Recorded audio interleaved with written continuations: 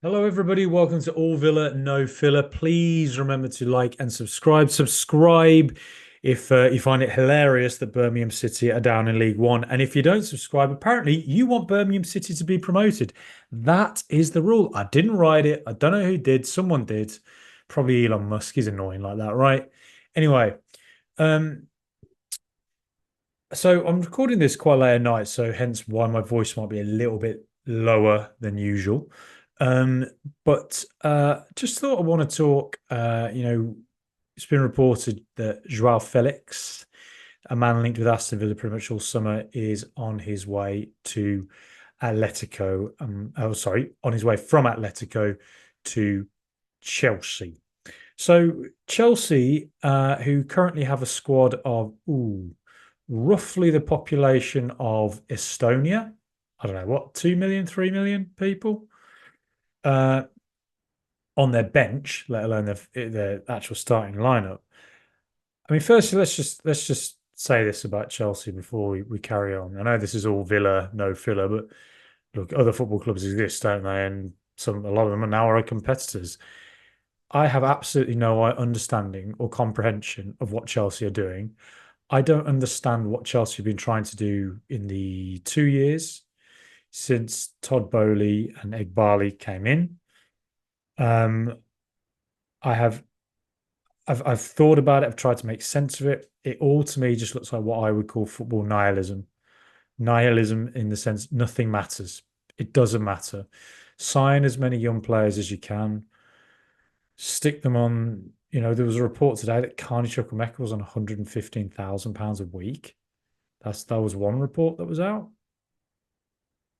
So that means that if that's true, when Chukwuemeka left Villa 2 years ago, at the age of 18, he signed a deal that was what, 5 or 6 years long for a contract that's 115 a week. That absolutely blows my mind. How on earth are you supposed to keep young players hungry? How on earth are you supposed to inspire young players to keep reaching the levels they can reach? And I think Carney Chukwuemeka is a very, look, it looks like Chelsea want him out. Enzo Maresca's word sounds like they want him out. Well, good luck shifting him and good luck getting a profit for him. Um, I look at Amari Kellyman who's gone there again. I don't think that was necessarily Kellyman's decision. I just feel sorry for a lot of these young guys, that this is where they are and they've gone to a club that ultimately has too many players, has no identity, and surely is heading towards some kind of financial problem. I mean, they seem to find ways around things, but I mean, this cash. I mean, this is just absurd. It's absurd. And whilst in one way they get around PSR by giving contracts that are 7, 8 years long, whatever it is, in the end, you're giving contracts to players who, in the end, might go, well, you've given me a 7 year contract at the age of 25. I don't really need to play that well again. If I'm 28 and I lose a bit of form, I don't need to try that much because I don't need a transfer. I just can sit on my contract for the next 6, 7 years. You know, Gareth Bale did it to an extent at Real Madrid, and Winston Bogarde did it at Chelsea all the way back in the year 2000. So God, I just don't know. I don't know. But anyway, Joao Felix has gone there. That screams to me that he'll be in Saudi Arabia in a year or two. Maybe it's his home, maybe it's the right place for him. Um, I think you have to give some leeway in the sense it's not always a player's decision. We don't really know the full reasoning as to why Joao Felix has ended up at Chelsea. It seems to have something to do with the Atletico's move for Conor Gallagher from Chelsea. I mean, Chelsea literally just a deal they tried to make for a striker from Atletico fell apart. So they've now gone for a player who's a totally different profile, and in Joao Felix, who seems to be a similar profile to a bunch of players who already have. Good luck to Enzo Maresca managing all that. I think, I truly think Unai Emery was the answer for Felix now in his career. He's 24. There's still a lot of time for him to reach a very high level. And I just can't help but think it's a huge missed opportunity for whether it was him, his agents, or just a deal done by Atletico and Chelsea. I think for Felix, it's a huge missed opportunity to fulfill the talents that, quite frankly, he hasn't been able to fulfill on a consistent basis in La Liga, um, or briefly on loan at Chelsea. And Unai Emery must have seen something in this guy to make you think that he could go on to become, or to make Unai Emery think that he could truly become a consistent world class player rather than a player who looks world class for moments, of the season, but not all of the season. I think it's a shame. I just think it's a shame. I think Villa would have been a really good move for him. And it's a shame we'll never get to see whether that could have worked. But that said, I'm sure Aston Villa will have other ideas at hand. And I'm now going to share screen for those on YouTube and those listening. Look, don't worry. I'll try and make this as listenable as much as it is viewable. But here we are. The tactical pad is back. This high-tech tactical pad. Oh, look at this. Look at me going all, modern. I mean, what next? I'll discover something called social media. What's the newest games console? The Omega, Sega Mega Drive. Anyway, so I've got the whole squad up here, pretty much. Maybe one or two I'm missing, but by and large, this is the main team. And so, all right, firstly, I will look at the second striker role. That is where I think Joao Felix at Aston Villa was destined to go. I do wonder if it hinged on John Duran leaving, and therefore Felix would have become a hybrid striker, maybe even a false nine, and a second striker. I think second striker would have been his main role. And I wonder if Unai Emery saw in him a player who had world-class ability that he could bring out on a consistent basis. And in that second striker role, he would be able to feed a predatory striker like Watkins and get, double-digit figures in both assists and goals. Again, like I said, we'll never know about that. But the thing is, now in the West Ham preview I did, I put Morgan Rogers on the left and I put John McGinn as the second striker, only because, I mean, everything about preseason told us Morgan Rogers was going to be in the front two this season. That's where he played. And I have said consistently that I believe Morgan Rogers, his future in the very end, may be as the heir to Ollie Watkins, as an out-and-out striker. But he's a second striker while Watkins is there, and even John Duran as well.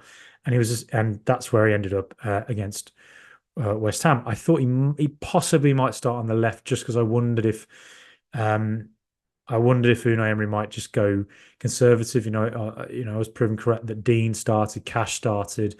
I think I got the whole lineup correct, but it was just the positioning of Rogers and McGinn that I wondered if you might go a bit more conservative. But no, clearly he's right. No, I want Rogers there in that second striker role, and McGinn out on the left, which I think is an interesting question for what goes on with McGinn this season.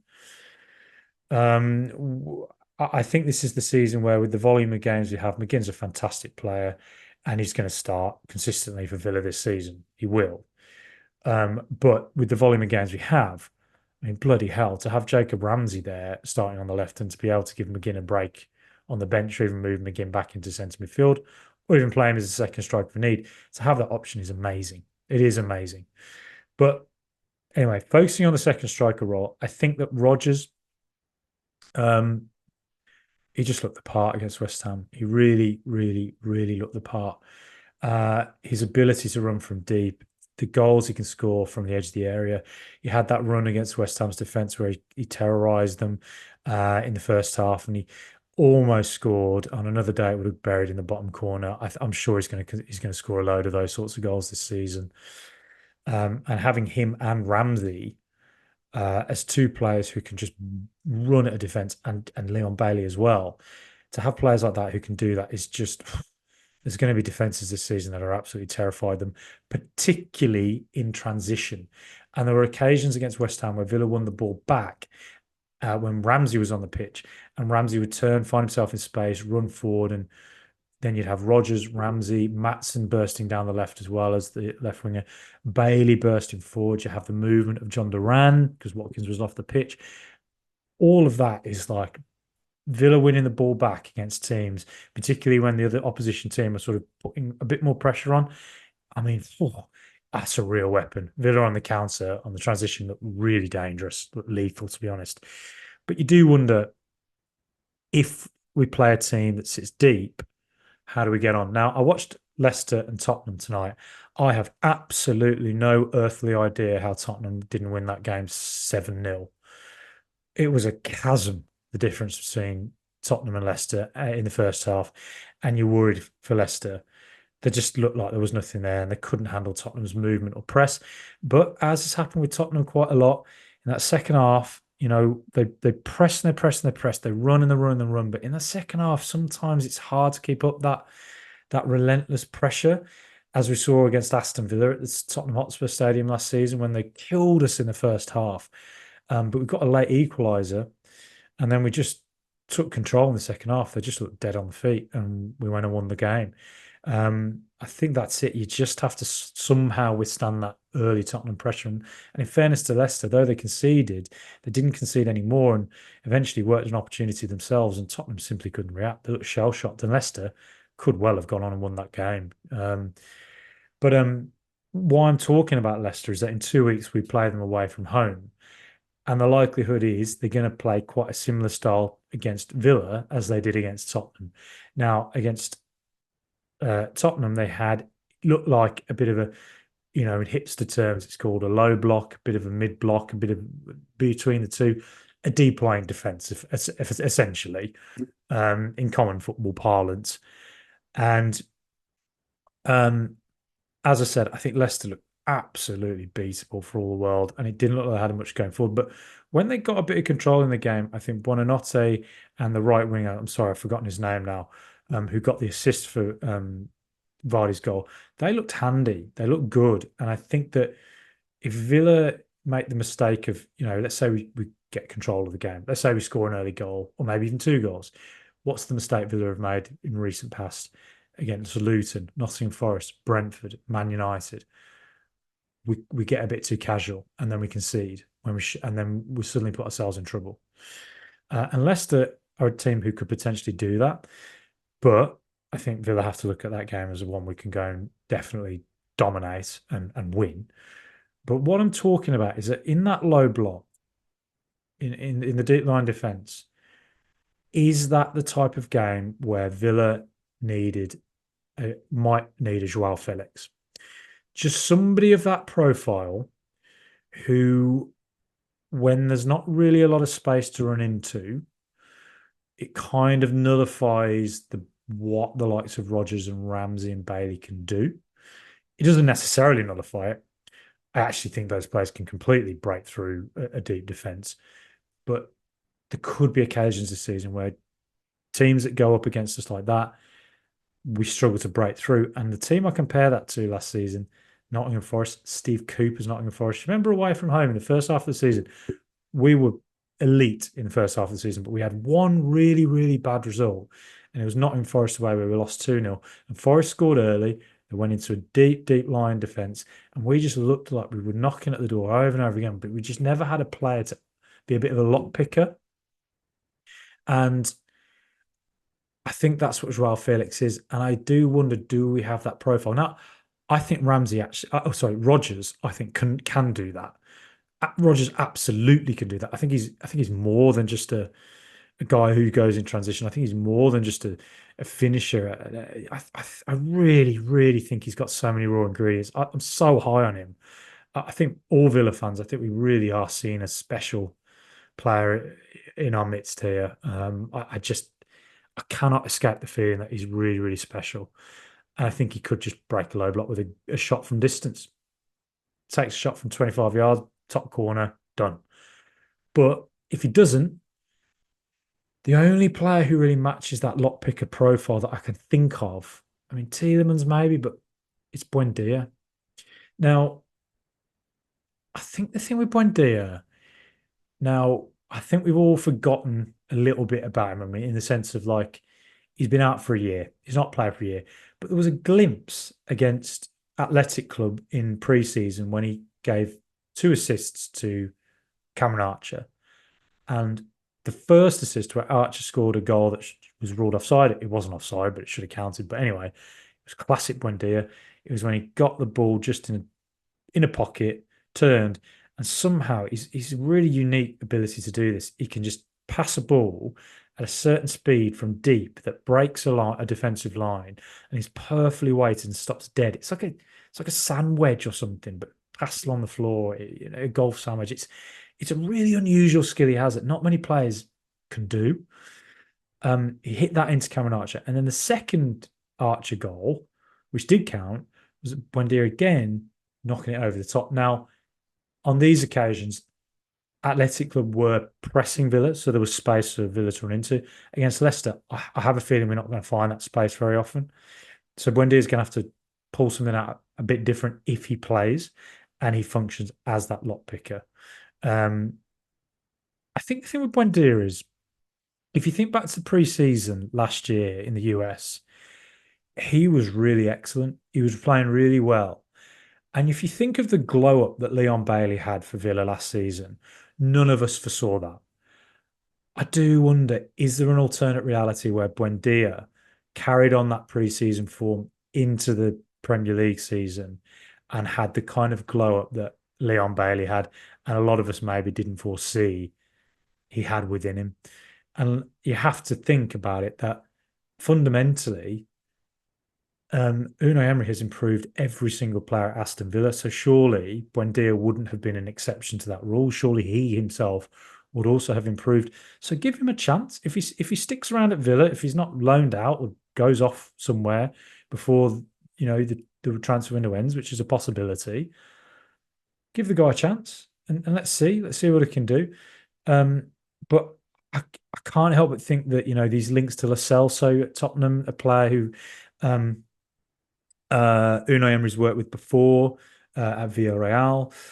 A guy got an assist for Lautaro Martinez in the Copa America final for Argentina, the winner. So a big moment in his career recently. We are Argent Villa. We have numerous Argentinians at Villa. So it seems to be collecting them at the moment. I could see why a player like him would come in again, that lock picker role. It just feels like Emery knows that there's games where we're going to need a player like that. And I think Joao Felix was supposed to be that. Lo Celso could be that. And Alex Baena we've been linked with before. Buendia is the closest in profile to that we have right now. And maybe he could. But is he that sort of ultra elite level player that I think Joao Felix was seen as by Emery? The answer is, from what we've seen so far in his career, no. Who's to say he won't improve? But right now, it's hard to say that that's what he is. Could Lo Celso be that? Again, he did very well at Villarreal. So I think give Buendia a chance. Let's hold out and see what he does. But you can't help but think that Villa will be working hard in the next 2 weeks to try and get someone to come into that role who just offers something slightly different to what Rodgers offers. Even though I said this before, I think Rodgers' future is as a striker in the future, but as a second striker, I think he's more than just a transition player. I think he's more than just a player who needs space to run into. Though I think that's where he's at his best. I think he is a player who can work in tight spaces and do things that are magical. I really do. But for now, I think just having a player who, when it's tight, when they've got players around them, they're just a bit of a low center of gravity player who can link up play, do a quick pass in here. And, I think in Joao Felix, Unai Emery was looking for a player who could get double figure assists and double figure goals. It's going to be hard to find that, but maybe we can find it in that profile of player before the transfer window ends. It'll be hard. Who knows? Never ever doubt Unai Emery. But we said in the podcast this week, what area of the team fundamentally needs something more? And if Villa can't, because it feels like Villa can only make transfers at the moment if players go out. That's just how it feels.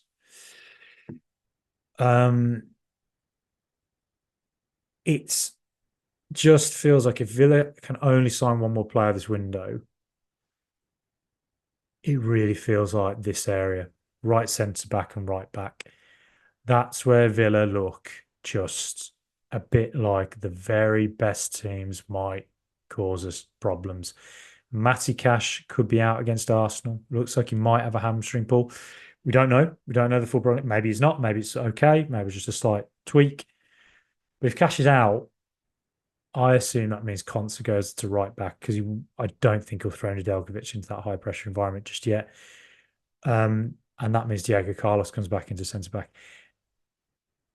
Carlos didn't cover himself in glory in the US. I wonder what the relationship is with Villa after that. I can't say that went down. I can't imagine that went down too well, getting a red card.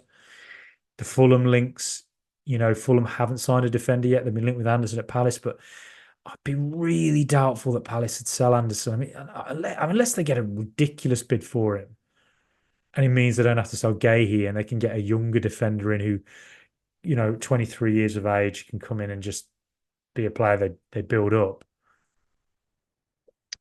Maybe then they'd be tempted to sell. But I'd be surprised if Palace sold Anderson right now.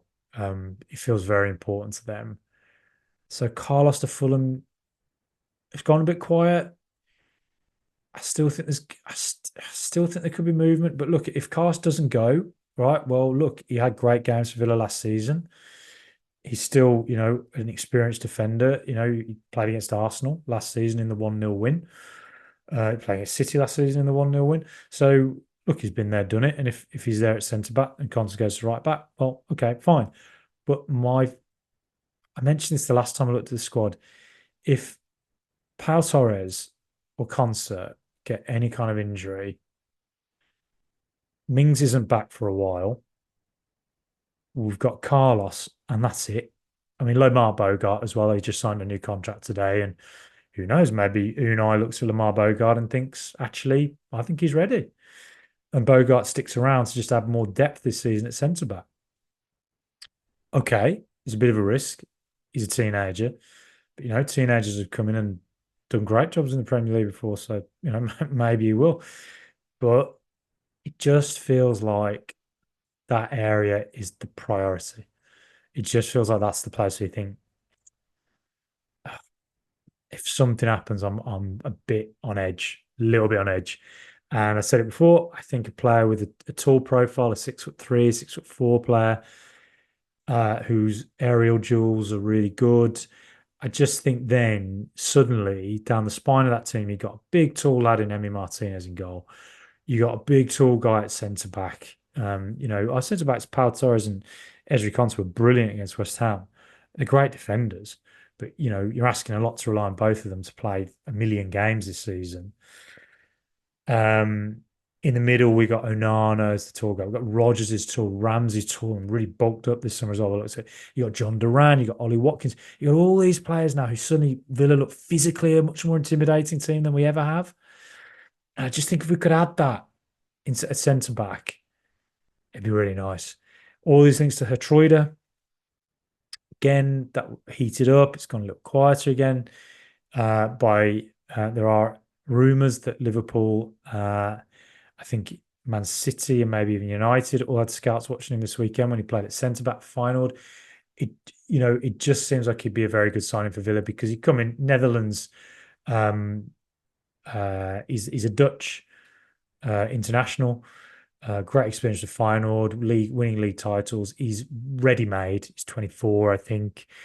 And he'd just come in and, he's been a captain as well at a young age. He'd just come in and I think add something at right back and then potentially at centre back. Add something at right back where you're like, I believe in this guy at all times against whoever he plays. And I also think he can go into that centre back role and think, I feel good about this now, our squad depth and versatility. Whereas neither Cash nor Nedeljkovic can go to centre back. And you're looking at West Ham, I thought Cash dealt really well with Mohamed Kudus in the first half, and he sent a fantastic ball forward to Leon Bailey when Bailey hit the post, when Bailey took it around the keeper. That was a brilliant ball from Cash. I think Cash is a bit unfairly maligned at times, But I think if you were to look at Villa and you were an opposition team and you were to say, where can we target them and just keep going at them all the time, you do just feel that's an area that an opposition team would think probably there. And it's not to say Cash is a bad player. I don't think that at all. I just think it's an area Villa could probably just have more strength in depth. And Cash could be a player that competes for a spot. I really, really like Nedeljkovic. Everything I've seen of him in the videos of him at Red Star, what I saw of him in pre-season, he just looks like a player who has such amazing intensity and impact and forward going. He's got so much. I think coming on against West Ham, I have a feeling Unai Emery would not have put him on against West Ham if Cash had not been injured. Because firstly, Mohamed Kudus was, I thought, second half amazing. He is a brilliant player. I can't understand how he's not already. If a team like Barcelona was run properly these days, it'd be somewhere like that. He's that good. And Cash was turned inside out by him on a couple of occasions in the second half. But in fairness to Cash, he always got back. He always got back at it and never gave up. And that's what he has. He's got that resilience in him. You do wonder other players out there who wouldn't get turned inside out in the way he did. And then when Nedeljkovic coming on, Nedeljkovic looked nervous. And of course he's nervous. He's 18. He's playing in a whole, who knows what his English is like, really? He's playing in a whole new environment in the most, probably one of the most intense leagues in the world, away from home against Mohamed Kudus. When you're 2-1 up, of course you're going to be nervous. Of course you are. So you can't judge Nedeljkovic on what came in that game. And, who's to say in 3 weeks' time we play, say, someone like Ipswich at home, Nedeljkovic starts and he looks great. And it's all good. It's all fine and dandy.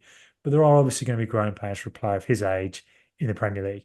I really hope he stays this season at Villa. I hope he doesn't actually go on loan. I hope we keep him.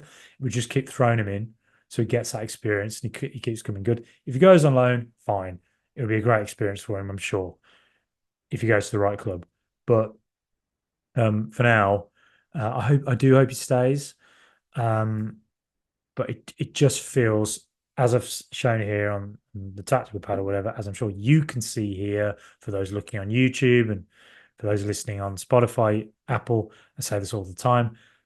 5-star reviews really, really help. If you could write a review on Apple iTunes as well, that would be absolutely amazing because it just helps us grow. So sorry to keep hopping on about this point, but you got to do what you got to do. But yes, that is the area. I think if Villa had to make a signing and could only make one more, I just feel like that's the place to do it. Looking at the rest of the squad, you look in that midfield area and bloody hell, there's a lot of players. Emery doesn't fancy Dendoncker, does he? Kamara is going to be back at some point in the next few months.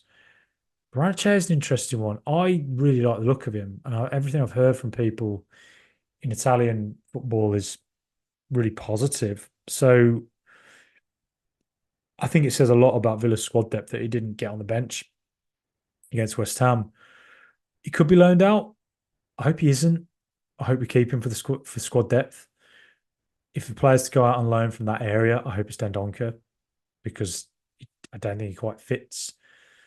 And selling him on his wages, Mr. Purslow, Mr. Gerrard, I don't think that was a great deal. I don't want to be down on players. I'm sorry about that. He does do it. He has done a great job with Villa at times, but I don't think he quite fits right now. That area, you'd have to think there's a player going out. Obviously, at left back, we've got 3 there, Moreno, Maatsen and Dean. By all accounts, Moreno's on his way. All the links now to Nottingham Forest. Real Betis, Villarreal, I think, will link today. Sevilla as well. So there'll be plenty of takers for him, particularly if it's loan. If we can get money for him, great, whatever. But one other player I think is interesting. Iling-Jr. Where does he fit into this system now? He's versatile, so he can play in a few different roles. Left midfield seems to be his primary function. Left wing back is where he seems to play for Juventus. We don't really have that sort of a player at Villa, although I guess you could say Matson bursting forward sort of is that. And that Matson could be, or sorry, Iling-Jr. would be a good backup for that, just as he'd be a good backup in in sort of on the left of the midfield. But you do wonder, he didn't get on the bench there the other day. Does he stick around, or does he go on loan? I think that's one to keep an eye on. I'm not sure at the moment. I think we Villa fans just need to see where this all goes in the next few weeks before the international break. Who's in the squad, who isn't. Um, I really like him, Iling-Jr. Again, I like what he's got, so I'm really excited to see what he can do for Villa. But it does look a little bit like, I wonder where he fits in here right now. So that's it, really. It's just a late recording here. Um, Thought I'd just talk about what's left for the squad depth and really want to know what you think. I'm not an expert. I'm just here because I love football. I love talking about football, and I just want to talk about it in a way that because I'm a bit of a geek about it all, really, and don't pretend to be an expert in it at all. Just take on what I see, what I understand about football, in my own amateur way, and really want to learn from you. That's why I interview so many people because I want to learn from them as well. But I want to learn from you. And I want to, there's plenty of other people there who leave comments on YouTube, the comments on Spotify, Apple, wherever, who and Twitter, Facebook, whatever, who I learn from as well, who have a different vision, a different thought process on how things work here, and maybe see things that I'm not seeing, maybe and can correct me on certain things. But I've just given the outlay of what I think at the moment, and I think in the too long don't read sense, I would say I wonder where Iling-Jr. fits at the moment. You'd have to think Moreno's on his way. You got to think Dendonker's on his way, and I wonder where. I wonder. I think Branachar stays, but I think Dendonker goes. If I had to put a bet on a number 10, sort of the Buendia lockpicker role, I think they'd love to get one in. But if they can't, for whatever reason, then it's that centre back role that can function as a right back. That Hertroidelink, it is the one, isn't it? And just even somebody else, Vandenberg, I believe, Dan Pritchard, friend of the show's mentioned him before on Twitter. Go follow him. He's a brilliant, brilliant tweeter. Got to say, brilliant Villa fan. Um, so good with his analysis and always picks up on players before a lot of other people. And Vandenberg, I think, is a Liverpool player. I think he was on loan at Mainz. I think he's 6'4"-ish, tall, wins headers, all that stuff. And a player like that, I'd be very happy to see come in. If we could get a centre back and a right back, we're dreaming. We're dreaming. But anyway, yeah, there I am. I've gone on long enough. Please like and subscribe. Please comment. Let me know what you think. Up the mighty Villa.